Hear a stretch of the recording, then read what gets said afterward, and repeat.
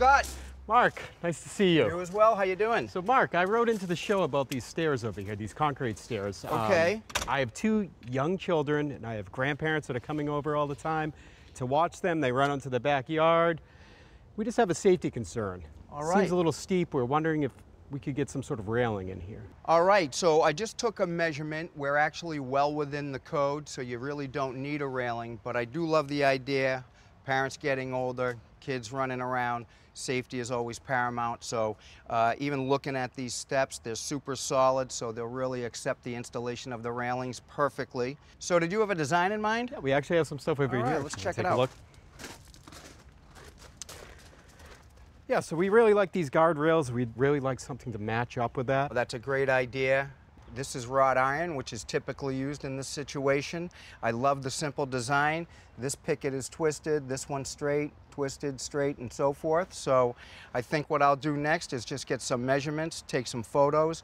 I have a guy who's perfect for this job. He can weld everything up for us, and you and I can install. That sounds great. All right. Iron fabricators can be found anywhere across the country.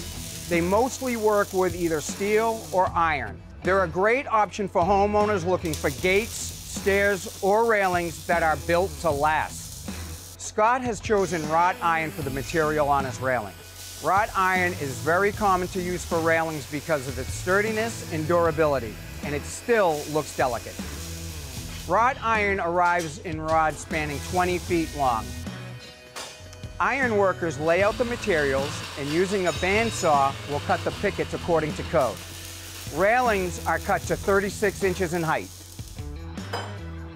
Next, they'll add the twist details to every other picket. To do this, a bender machine is used. It's designed to twist or curve the metal to the desired shape. With all pieces prepped, it's time for assembly, which they'll do by laying out the pickets, post, and handrail and welding them together.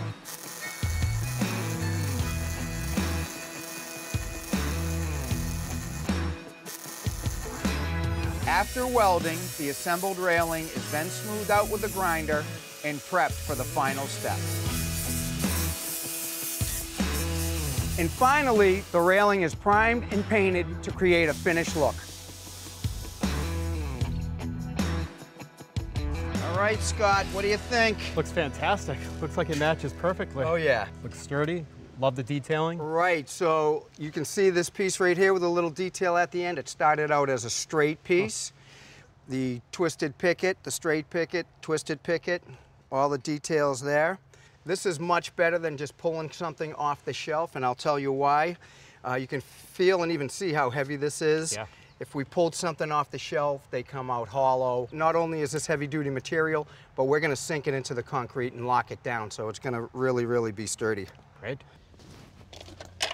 Now, placement, as you know, is very important. We have a couple obstacles that we want to avoid. The most important is gonna be the door, so we wanna be able to get the door open, the door closed, and then still have a little bit of room to operate, if you will. So I have figured that I wanna come 3.5 inches from the outside in. Again, that's gonna get me into the beef of the step, which is where I wanna be. Okay. And then, because I wanna be able to use the handrail, let it breathe a little bit, I'm gonna bring it out of the house 7 inches.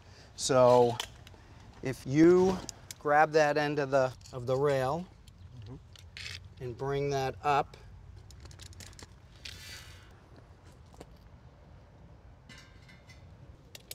and just hold it steady. Just gonna double check. 7 there, a little bit to you. My 3.5. The rag out of the way. So that gives me enough space in here to be able to use that bend. See the detail that we put in? How's that look to you, Scott? Looks great. All right. Give enough room.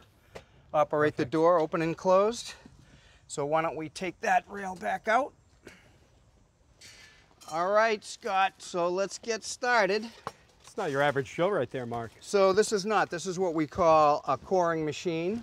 You can see this bit is nice and round, so that's gonna give us a perfect circle. And this right here is just a piece of plastic that we're gonna use as a template. We already have our drill bit mimicked into that plastic.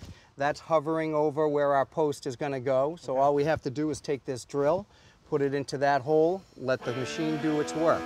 Now right now I'm going to do a dry run and just score that so it'll control the coring machine just a little bit.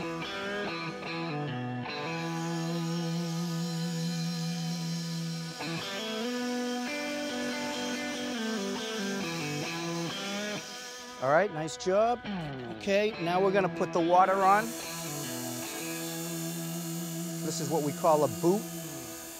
And we're gonna cover our hole with the boot. And what that's gonna do is actually keep the water at bay so we don't get soaked.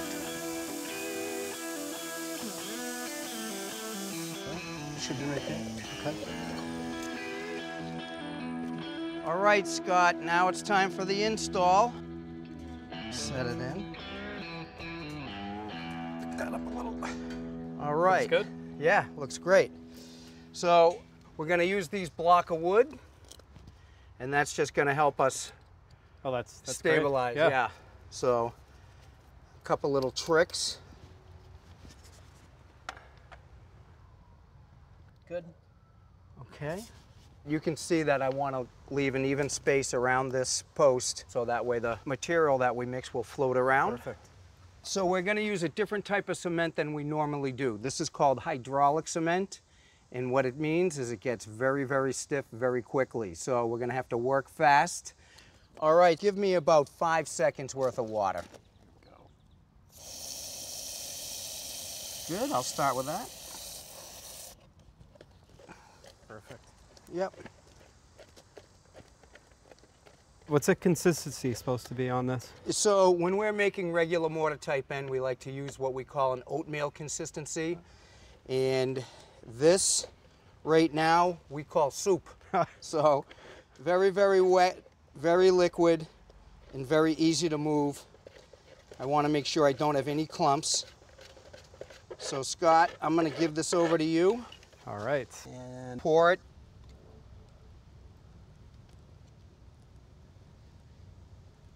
And we're going to sponge that post off when you're done. Okay.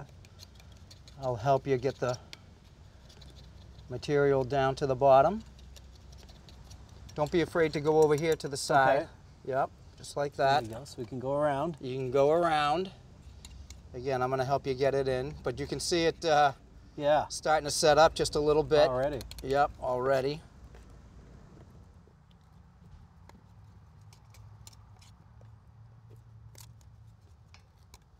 And the other thing we're going to want to make sure is we give it a little bit of a bevel. That way the water will run off. Mm-hmm. Okay.